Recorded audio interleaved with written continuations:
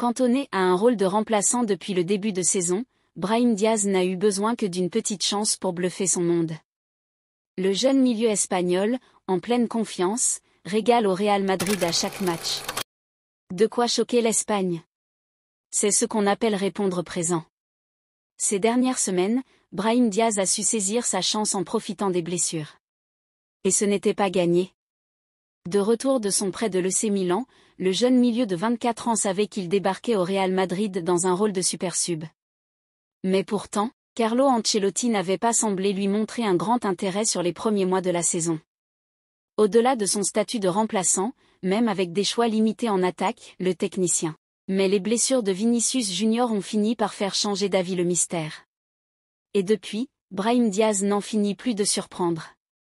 Pour sa première titularisation de la saison face à Las Palmas en Liga, le milieu espagnol, toujours convoité par le Maroc, avait ouvert son compteur but. Pas suffisant cependant pour impressionner son coach qui l'avait ensuite fait jouer 15 minutes en tout sur les 5 matchs qui ont suivi.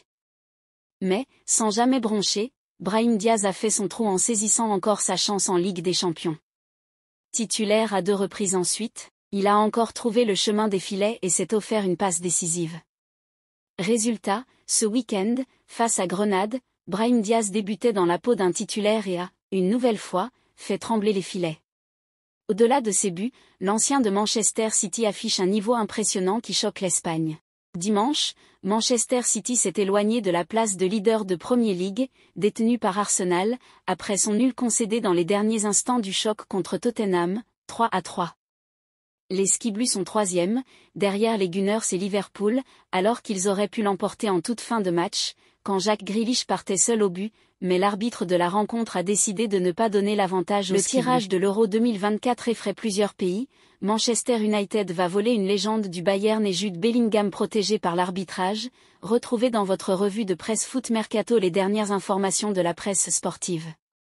Le tirage de l'Euro 2024 fait trembler plusieurs nations. On sait à quoi va ressembler l'été allemand des Bleus maintenant. Pas de quoi fanfaronner, mais le groupe semble prenable pour les Français qui retrouvent déjà les Pays-Bas, mais aussi l'Autriche. Ils affronteront aussi une équipe issue des barrages. Les Bleus sont en terrain connu, estime le journal Le Parisien. Avec ce groupe dense, ils ont toutes les connaissances nécessaires pour bien se préparer. Un homme a hâte de commencer, Olivier Giroud. Il me manque 7 €.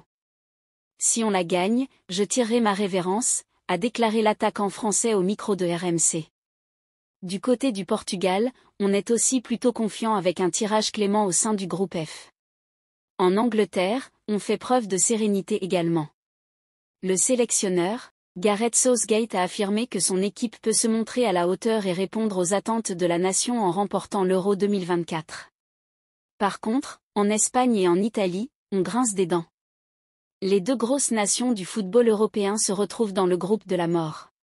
Avec l'Albanie et la Croatie, il est certain qu'une des 2 équipes va quitter la compétition plus tôt que prévu. Que ce soit dans le journal Sport ou la Gazzetta dello Sport, on donne la Croatie favorite de ce groupe B.